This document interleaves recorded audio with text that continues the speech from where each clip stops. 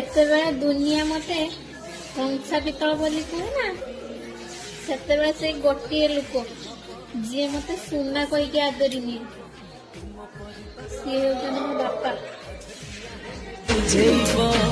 ପାଦ ଧୂଳି ତୁମର ଚନ୍ଦନ ଟିପା, ମୋ ବାପା ଦୁନିଆର ସବୁଠାରୁ ଭଲ ମୋ ବାପା, ମୋ ବାପା ଦୁନିଆର ସବୁଠାରୁ ଭଲ ମୋ ବାପା।